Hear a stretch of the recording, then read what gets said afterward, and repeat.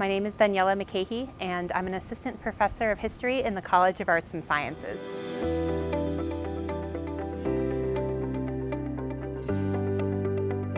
My research engages with the human involvement in Antarctica. I mostly focus on the history of Antarctic science. Most of my research has been so far on geophysical expeditions to Antarctica, but I'm interested generally in where the Antarctic continent, which is like 9% of the world's landmass, fits within human history elsewhere. So fitting it in within the context of imperialism, the context of the Cold War, gender relations, things like that. Texas Tech has a unique history with Antarctic exploration, actually. I didn't realize it until I came here for my job interview, but Alton Wade, who for a long time worked in the geology department here at Texas Tech, he was a scientist on Richard Byrd's expeditions to Antarctica. Byrd was the sort of great American Antarctic explorer, the sort of American answer to Robert Falcon Scott and Ernest Shackleton in the UK.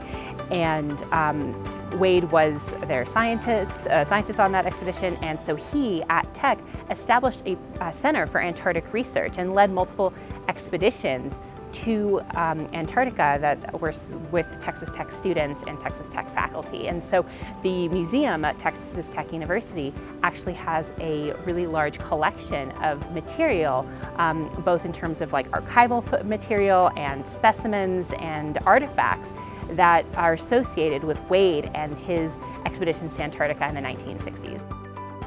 During Dr. Wade's expeditions, they literally put Texas Tech on the map when they named regions around, or landmarks around, the Shackleton Glacier, Matador Mountain, Red Raider Rampart, and Lubbock Ridge. The majority of my research comes from looking at print materials, whether or not that's scientific research articles or the personal papers, people who went to Antarctica.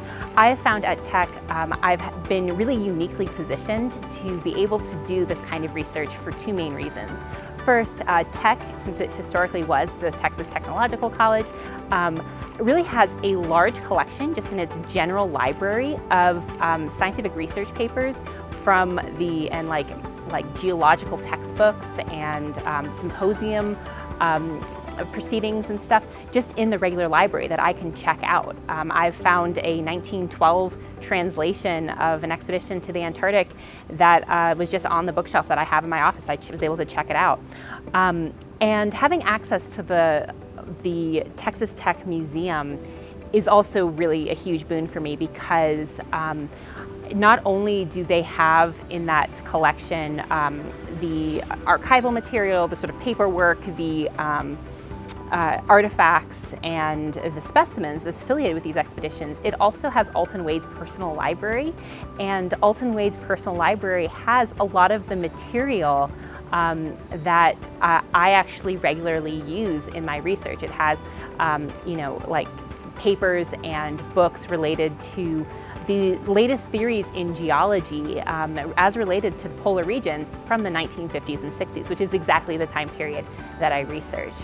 As a young researcher, it's really exciting to be able to continue the tradition put in place by Dr. Wade back in the 1960s of making Texas Tech a center for Antarctic research. In the College of Arts and Sciences, possible starts here.